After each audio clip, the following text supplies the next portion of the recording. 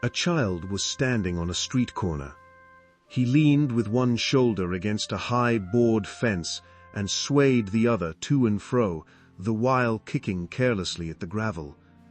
Sunshine beat upon the cobbles, and a lazy summer wind raised yellow dust which trailed in clouds down the avenue. Clattering trucks moved with indistinctness through it. The child stood dreamily gazing. After a time, a little dark brown dog came trotting with an intent air down the sidewalk. A short rope was dragging from his neck. Occasionally he trod upon the end of it and stumbled. He stopped opposite the child, and the two regarded each other. The dog hesitated for a moment, but presently he made some little advances with his tail. The child put out his hand and called him. In an apologetic manner, the dog came close, and the two had an interchange of friendly pattings and waggles. The dog became more enthusiastic with each moment of the interview, until with his gleeful caperings he threatened to overturn the child, whereupon the child lifted his hand and struck the dog a blow upon his head. This thing seemed to overpower and astonish the little dark brown dog, and wounded him to the heart. He sank down in despair at the child's feet. When the blow was repeated, together with an admonition in childish sentences, he turned over upon his back and held his paws in a peculiar manner. At the same time, with his ears and his eyes, he offered a small prayer to the child. He looked so comical on his back and holding his paws peculiarly that the child was greatly amused and gave him little taps repeatedly to keep him so. But the little dark brown dog took this chastisement in the most serious way, and no doubt considered that he had committed some grave crime, for he wriggled contritely and showed his repentance in every way that was in his power. He pleaded with the child and petitioned him and offered more prayers. At last the child grew weary of this amusement and turned toward home. The dog was praying at the time. He lay on his back and turned his eyes upon the retreating form. Presently he struggled to his feet and started after the child. The latter wandered in a perfunctory way toward his home, stopping at times to investigate various matters. During one of these pauses, he discovered the little dark brown dog, who was following him with the air of a footpad. The child beat his pursuer with a small stick he had found. The dog lay down and prayed until the child had finished and resumed his journey. Then he scrambled erect and took up the pursuit again. On the way to his home, the child turned many times and beat the dog, proclaiming with childish gestures that he held him in contempt as an unimportant dog, with no value save for a moment. For being this quality of animal, the dog apologized and eloquently expressed regret, but he continued stealthily to follow the child. His manner grew so very guilty that he slunk like an assassin. When the child reached his doorstep, the dog was industriously ambling a few yards in the rear. He became so agitated with shame when he again confronted the child that he forgot the dragging rope. He tripped upon it and fell forward. The child sat down on the step, and the two had another interview. During it, the dog greatly exerted himself to please the child. He performed a few gambols with such abandon that the child suddenly saw him to be a valuable thing. He made a swift, avaricious charge and seized the rope. He dragged his captive into a hall and up many long stairways in a dark tenement. The dog made willing efforts, but he could not hobble very skillfully up the stairs because he was very small and soft, and at last the pace of the engrossed child grew so energetic that the dog became panic-stricken. In his mind, he was being dragged toward a grim unknown. His eyes grew wild with the terror of it. He began to wiggle his head frantically and to brace his legs. The child redoubled his exertions. They had a battle on the stairs.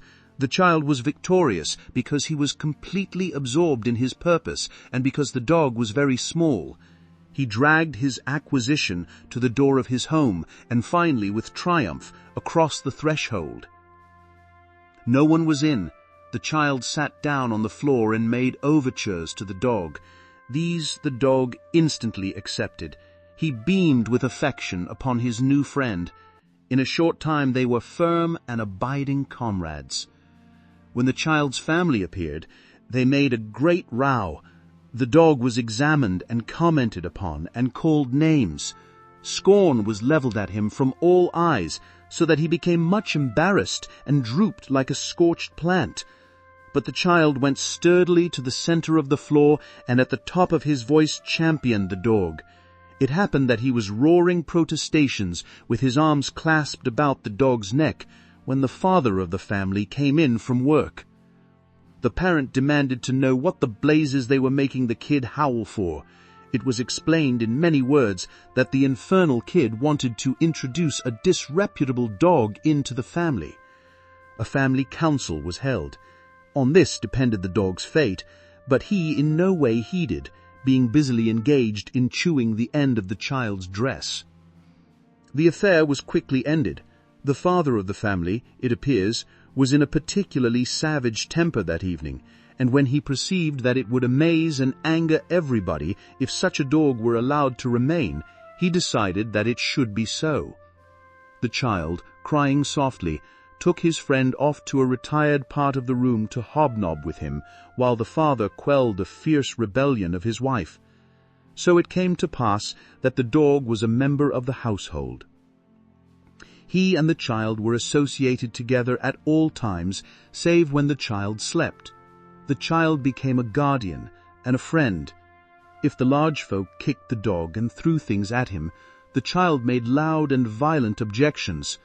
Once, when the child had run, protesting loudly, with tears raining down his face and his arms outstretched to protect his friend, he had been struck in the head with a very large saucepan from the hand of his father, enraged at some seeming lack of courtesy in the dog.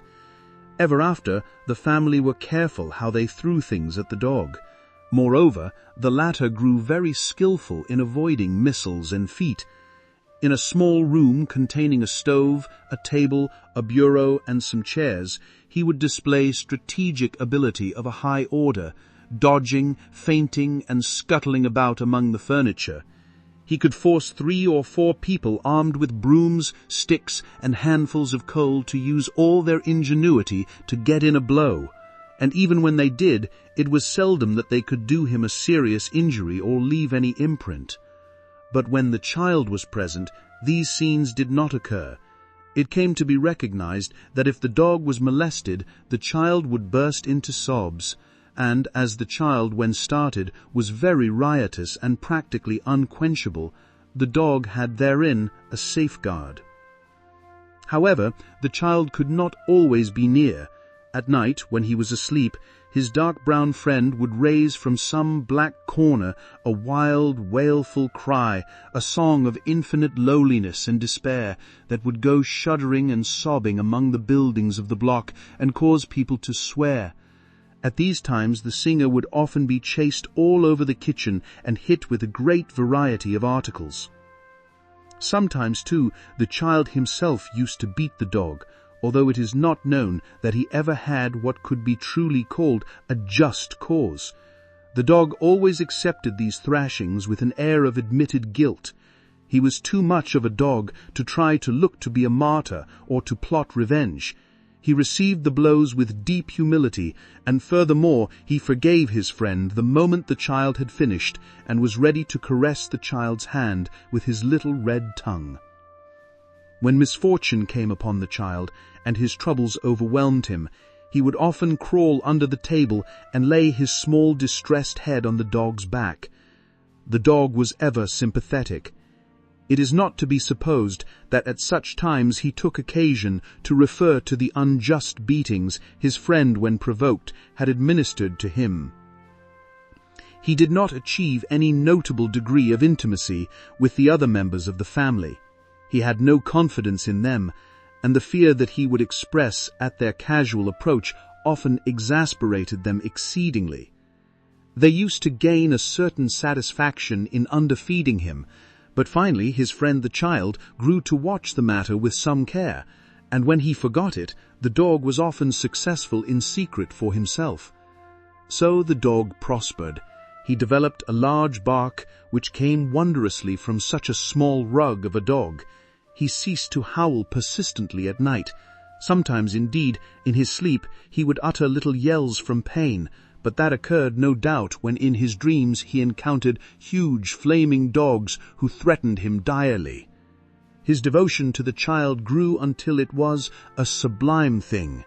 He wagged at his approach, he sank down in despair at his departure. He could detect the sound of the child's step among all the noises of the neighborhood. It was like a calling voice to him. The scene of their companionship was a kingdom governed by this terrible potentate, the child, but neither criticism nor rebellion ever lived for an instant in the heart of the one son. His devotion to the child grew until it was a sublime thing. He wagged at his approach, he sank down in despair at his departure. He could detect the sound of the child's step among all the noises of the neighborhood. It was like a calling voice to him. The scene of their companionship was a kingdom governed by this terrible potentate, the child. But neither criticism nor rebellion ever lived for an instant in the heart of the one subject. Down in the mystic, hidden fields of his little dog soul bloomed flowers of love and fidelity and perfect faith. The child was in the habit of going on many expeditions to observe strange things in the vicinity. On these occasions, his friend usually jogged aimfully along behind. Perhaps, though, he went ahead. This necessitated his turning around every quarter minute to make sure the child was coming. He was filled with a large idea of the importance of these journeys. He would carry himself with such an air. He was proud to be the retainer of so great a monarch. One day, however, the father of the family got quite exceptionally drunk. He came home and held carnival with the cooking utensils, the furniture, and his wife. He was in the midst of this recreation when the child, followed by the dark brown dog, entered the room. They were returning from their voyages. The child's practiced eye instantly noted his father's state. He dived under the table, where experience had taught him was a rather safe place.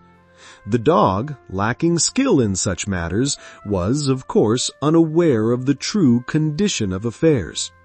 He looked with interested eyes at his friend's sudden dive. He interpreted it to mean joyous gambol. He started to patter across the floor to join him. He was the picture of a little dark brown dog en route to a friend. The head of the family saw him at this moment. He gave a huge howl of joy and knocked the dog down with a heavy coffee pot. The dog, yelling in supreme astonishment and fear, writhed to his feet and ran for cover. The man kicked out with a ponderous foot. It caused the dog to swerve as if caught in a tide. A second blow of the coffee pot laid him upon the floor. Here the child, uttering loud cries, came valiantly forth like a knight. The father of the family paid no attention to these calls of the child, but advanced with glee upon the dog. Upon being knocked down twice in swift succession, the latter apparently gave up all hope of escape. He rolled over on his back and held his paws in a peculiar manner. At the same time, with his eyes and his ears, he offered up a small prayer. But the father was in a mood for having fun, and it occurred to him that it would be a fine thing to throw the dog out of the window. So he reached down and, grabbing the animal by a leg, lifted him squirming up. He swung him 2 or 3 times hilariously about his head, and then flung him with great accuracy through the window.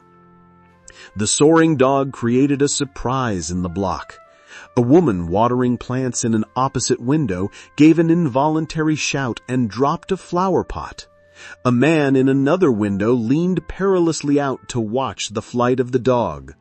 A woman, who had been hanging out clothes in a yard, began to caper wildly. Her mouth was filled with clothespins, but her arms gave vent to a sort of exclamation. In appearance, she was like a gagged prisoner. Children ran whooping. The dark brown body crashed in a heap on the roof of a shed 5 stories below. From thence it rolled to the pavement of an alleyway. The child in the room far above burst into a long, dirge-like cry and toddled hastily out of the room. It took him a long time to reach the alleyway because his size compelled him to go downstairs backward, 1 step at a time, and holding with both hands to the step above. When they came for him later, they found him seated by the body of his dark brown friend.